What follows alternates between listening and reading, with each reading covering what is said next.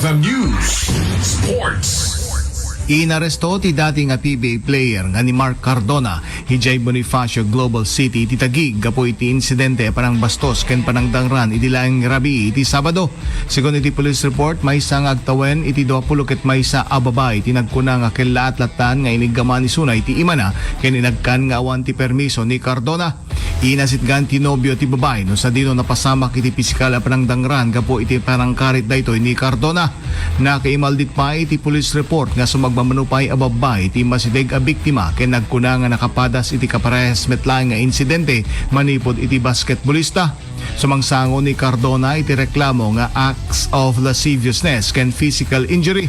Malagip nga danen iti kaso ni Cardona iti physical injury case gapo iti may pagrup a panangdangran iti live-in partner na malaksit iti reklamo nga estafa ken may pagrup a panangisalda iti takaw alugan na.